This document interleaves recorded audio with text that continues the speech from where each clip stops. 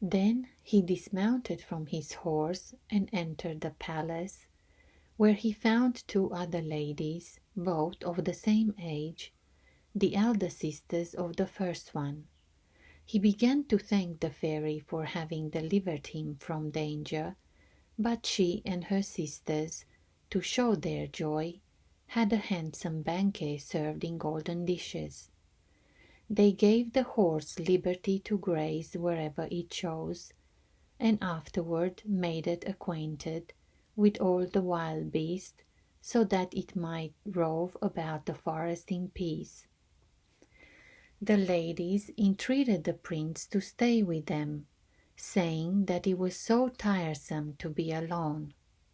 He did not wait to be asked the second time, but accepted the offer with the satisfaction of a man who has found precisely what he sought. By degrees, they became accustomed to live together. The prince told them his story and related what he had suffered before meeting them, and after some time he married the youngest sister. At their wedding, permission was granted to him to go wherever he liked in the neighborhood. They only begged him not to enter one valley, which they pointed out, otherwise some misfortune would befall him. It was called, they said, the Valley of Lamentation. The prince spent a very long time at the palace without being aware of it, for he always remained just as young as he was when he arrived. He wandered about the woods without ever having a headache. He amused himself in the Golden Palace, lived in peace and quiet with his wife and her sisters, enjoyed the beauty of the flowers and the sweet, pure air. He often went hunting, but one day, while pursuing a hare, he shot 2 arrows at it without hitting the animal.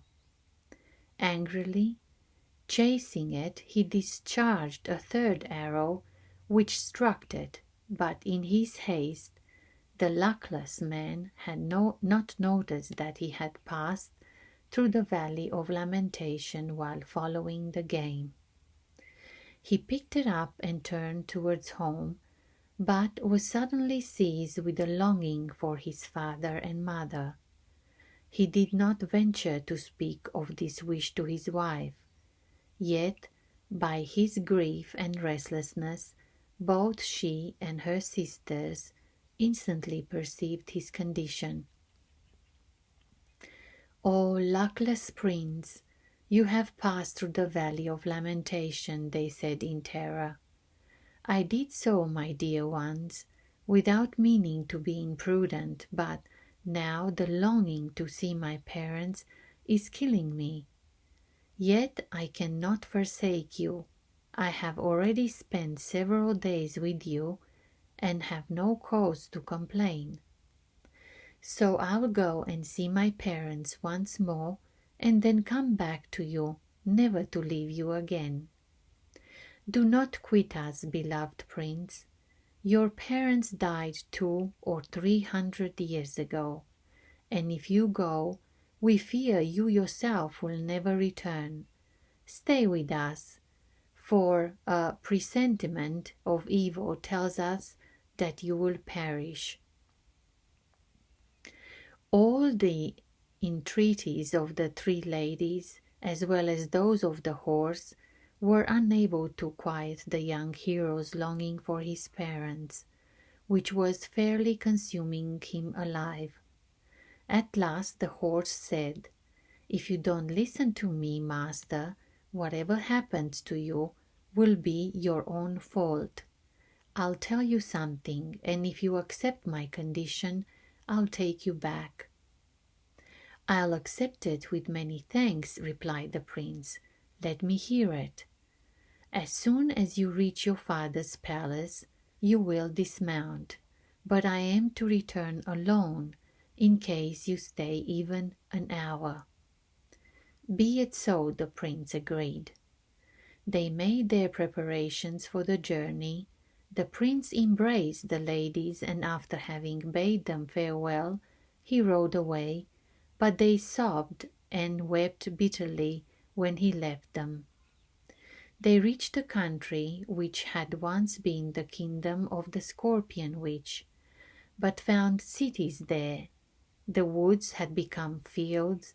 The prince questioned one person and another about the Scorpion Witch and her house, but they answered that their grandfathers had heard from their great-great-grandfathers that such silly tales had once been told. "How is that possible?" replied the prince. "I came through this region myself only a short time ago." And he told them all he knew. The people laughed at him as if he were a lunatic or a person talking in his sleep, and the prince angrily rode on without noticing that his hair and beard were growing white.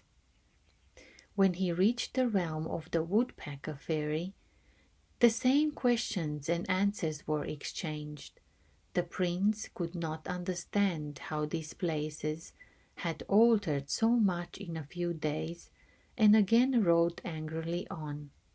He now had a white beard that reached to his waist, and he felt as if his feet were beginning to tremble. Quitting this country, he arrived in his father's empire. Here he found new people, new towns, and everything so much changed that he could not recognize it.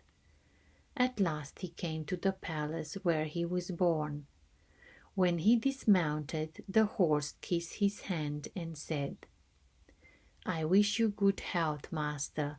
I'm going back to the place from which I came. If you want to go too, mount quickly and we'll be off. Farewell. I too hope to return soon." The horse darted away with the speed of an arrow. When the prince saw the ruined palace and the weeds growing around it, he sighed deeply and with tears in his eyes tried to remember how magnificent these places had once been. He walked around the building 2 or 3 times, tried to recollect how every room, every corner had looked, found the stable where he had discovered the horse, and then went down into the cellar, whose entrance was choked up with fallen rubbish. He groped hither and thither, holding up his eyelids with his hands, and scarcely able to totter along, while his snowy beard now fell to his knees, but found nothing except a dilapidated old chest, which he opened. It seemed empty, but as he raised the lid, a voice from the bottom said, "Welcome! If you had kept me waiting much longer, I too should have gone to decay." Then his death, which had become completely shriveled in the chest, seized him. But the prince fell lifeless on the ground and instantly crumbled into dust. Into the saddle then I sprung, the tale to tell to old and young.